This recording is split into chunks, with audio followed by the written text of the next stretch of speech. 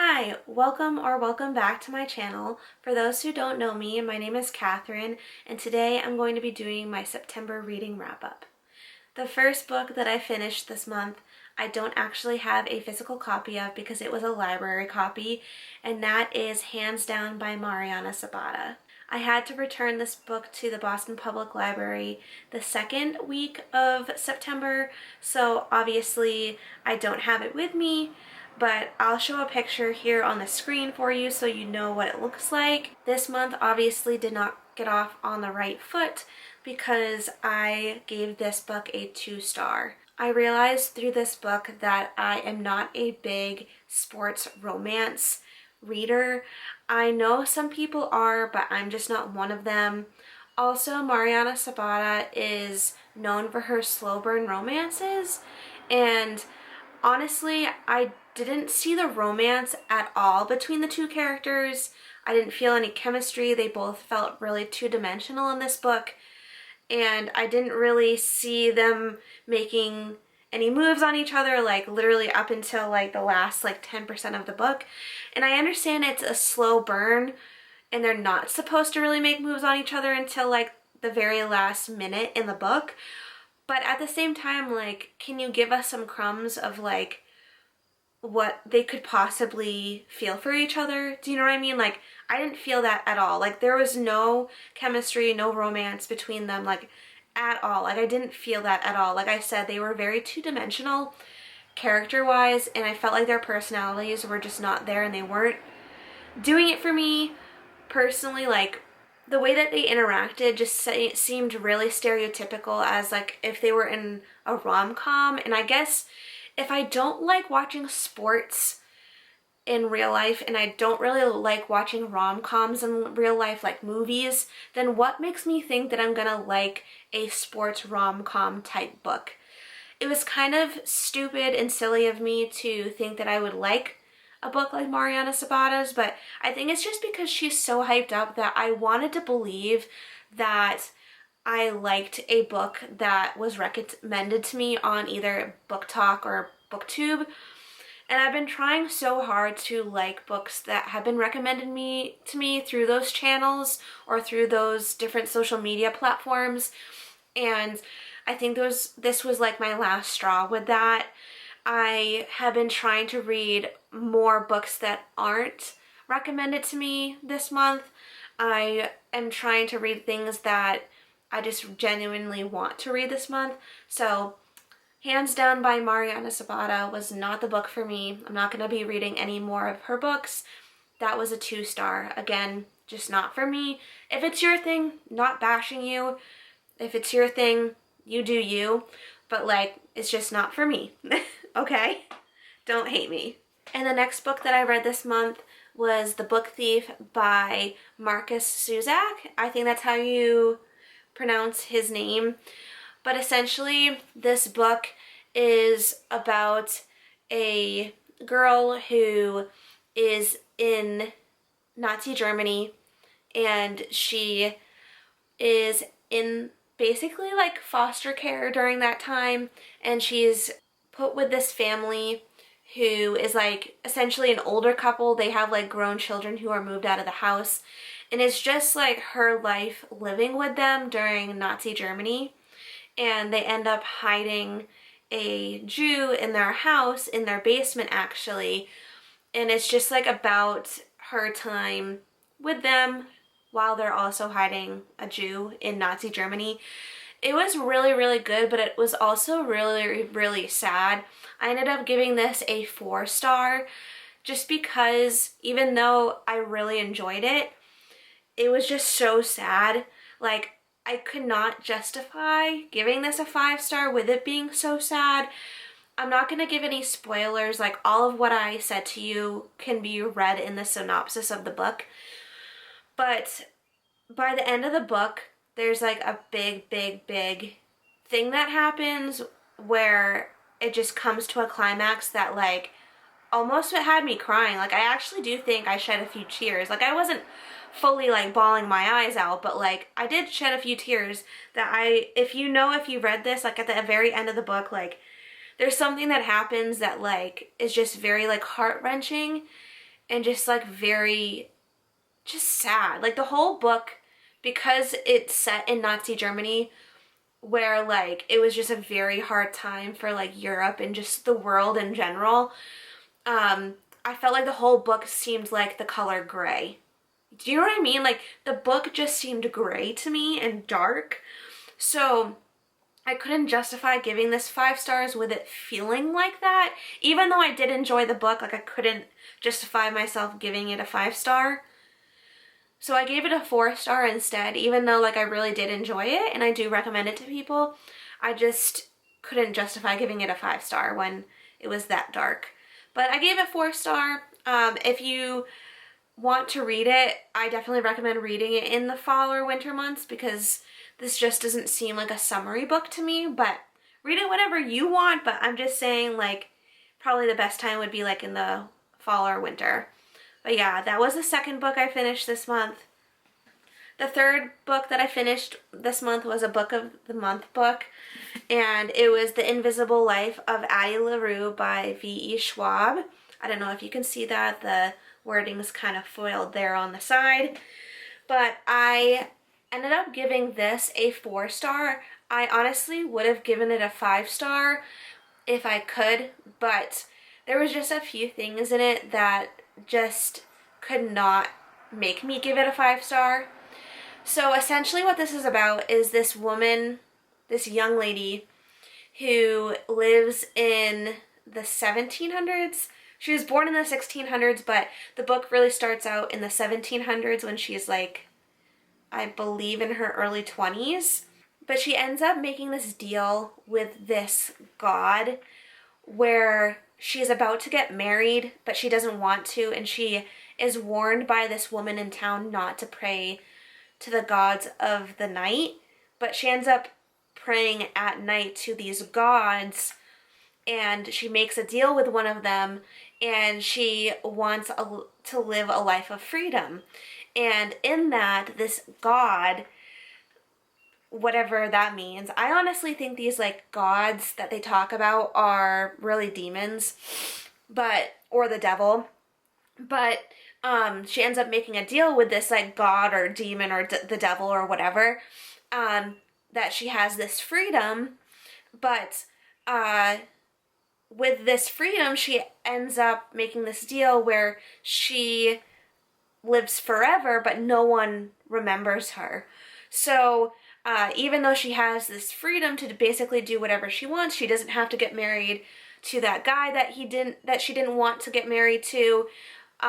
She basically gets to travel and do a bunch of things on her own, but the catch is no one remembers her, and she ends up living as an immortal. Like she's no longer really human at that point anymore. So it just follows her life as she is basically immortal and she has all of this freedom, but no one remembers her.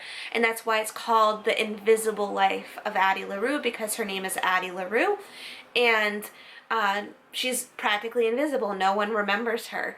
So she'll interact with people, but then as soon as she's done interacting with those people, she is instantly forgotten by them as soon as she walks away.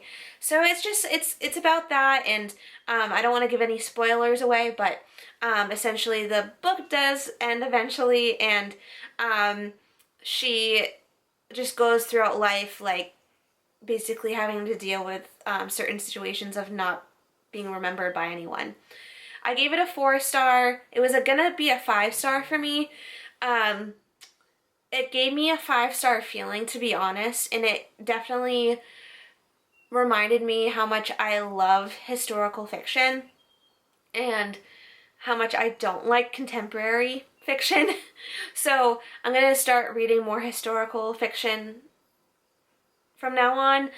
But essentially it did mention a lot of like LGBTQIA, whatever else of the alphabet you want to add in there in this book. And it was clear that the author was like intentionally trying to insert that agenda into this book. Like it almost felt forced that she was trying to push the LGBT stuff in here. Yeah, Lucy, my cat Lucy said yes, that's exactly it.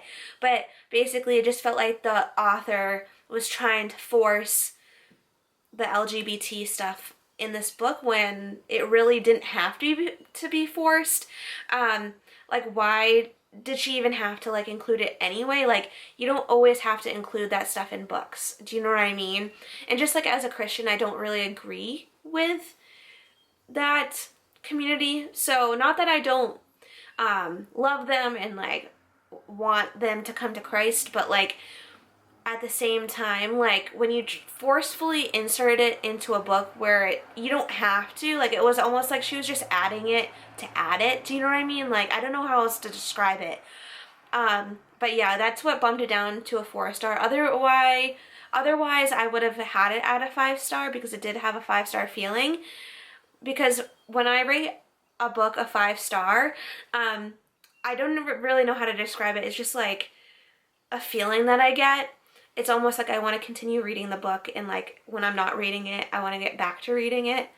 But yeah, that's what bumped it down to a 4-star. But that's The Invisible Life of Addie LaRue. That was a 4-star. The next book that I finished over here is not a historical, but it's fantasy, and I'm realizing I like fantasy too. It's A Court of Thorns and Roses by Sarah J. Maas, and I loved this book, okay? I gave it a 5-star. It made me realize that I like fantasy books, and essentially what this book is about is this girl named Farah, however you pronounce that, and she is like a human, and she goes hunting in the woods because her family's super poor, and she has to go hunt for food. So she's in the woods hunting for food, and she is about to shoot this deer with her bow and arrow, but she also realizes there's a wolf about to attack the deer, so she shoots the wolf instead. And in that, she doesn't realize that the wolf was actually a fairy or a fae. So basically, there's like 2 realms. There's like where the fairies live, like the fae, and then where the humans live. And the fairies used to rule over the humans, and they used to take humans as slaves, but at the time when Farah kills this wolf, the humans and the fairies, like, they have their 2 separate lands, there's 2 separate realms, or whatever you want to call it, and when the fairies or the fae figure out that Farah, it's a little confusing, but once you start reading it, it won't be. But basically, the fairies or the high fae, so like the ruling fairies, find out that Farah killed this fairy who was disguised as a wolf. They take her and kidnap her from her family and take her to the fairy lands, or whatever they call it. I forget the name of it. Wait one second. Prythian, that's what it is. So they take her back to Prythian, which is like the fairy lands or the fae lands of this world.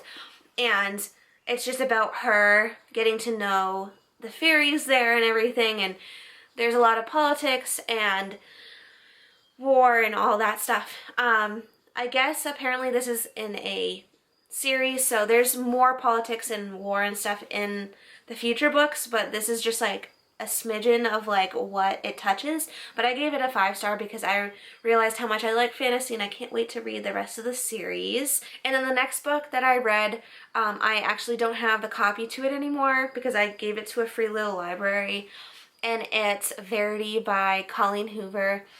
I gave this a 2-star because I am realizing that I am not a Colleen Hoover fan. Nothing against people who like Colleen Hoover, but Verity is, I think, one of her thriller novels. She mostly writes romance, and technically Verity is a romance, but it's like a romantic suspense thriller book. And I gave it a 2-star because it just felt very dark.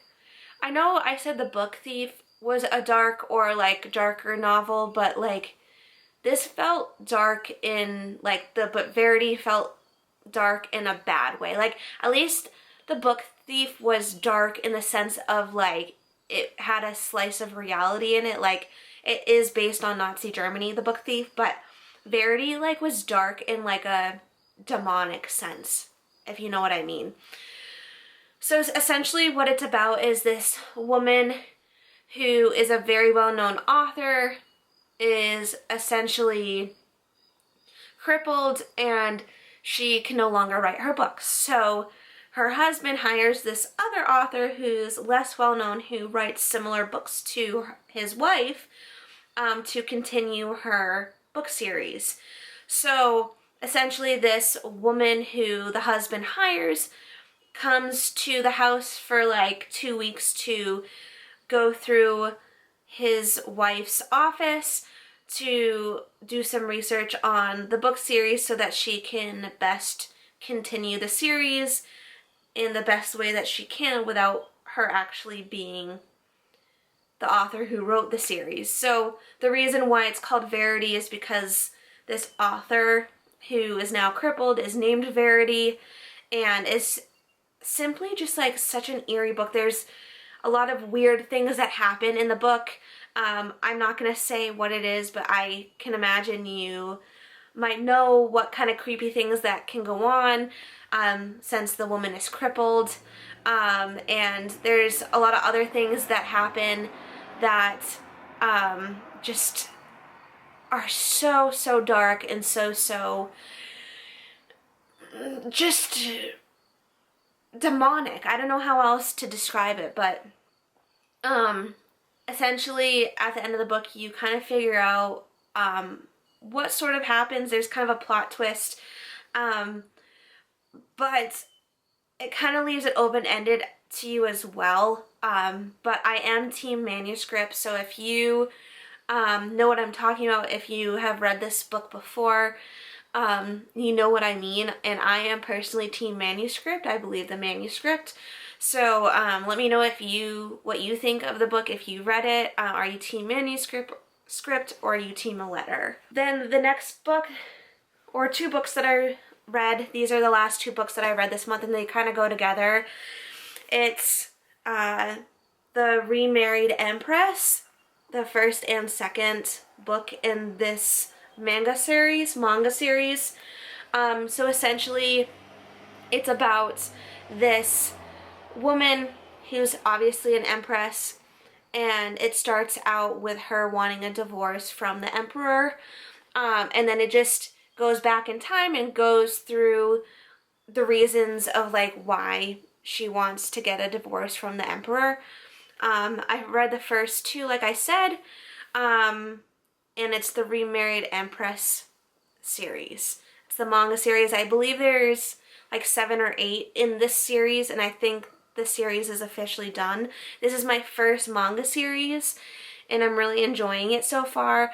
And the artwork inside is honestly like so beautiful. I want to show you some of it. So like you can see it's like almost like a comic book, but it's not. It's like a Asian version of a comic book. And what I like about this book is that it's in color. And a lot of manga, unfortunately, is in black and white, and I don't like that because it just seems dull to me. And these were really quick to read through. It took me like a day per book, but I could easily see someone getting through one of the books in half of a day. But I do have a life. I do work outside of doing my YouTube, so. But let me try to find some artwork. Like, just look, okay? Just so pretty. Like, all the colors and just, like, all of the scenes are so pretty. Like, look at this. It's so pretty, but I read those two. The first book I gave a 5-star, and then the second book I gave a 4-star. So, in this second one, I got a little bit confused, because it started talking about politics and like some of the lands that certain people rule over, and so I just got a little confused at those parts, so that's why I gave it a 4-star. But otherwise it's really enjoyable. I'm gonna continue the rest of the series. But yeah, those are the books that I read this month. I read, let's see, I read 7 books this month. I think I read a similar amount of books last month as well. I honestly don't read this month much, to be honest. I'm really surprised I read 7 books this month, but what really helped me get my number count up for books that I read this month were these 2 books, the last 2 books that I read this month, because those took me such a short amount of time to read. They only took me like a day per book to read, and usually it takes me about like a week to read one book, but because those are so quick to get through, like I read them in a day, so that really got my book count up. But I normally don't read that much, and I don't normally read that much like I did last month or this month, so next month I probably won't be reading that much, so don't count on me reading like 7 books next month. Count on maybe like 4 or 5 at most. But that's what I read this month. It was a decent month. I did get some 5-star books in there, but I also got some 2-star books as well. So it was a range of books that I read this month. I love reading, and I'm really grateful for my job where it is so flexible that like if it is slow, I can read. So that's what really helps me with my reading as well. But yeah, that's what my reading looked like this month. If you have any recommendations of what I should read next, please let me know. I'm leaning towards more historical and fantasy books, and then I'm trying to read more Christian fiction books as well. So if you have any fantasy book recommendations, historical fiction recommendations, or some Christian fiction recommendations, please let me know, and I'll see you in my next video. Bye!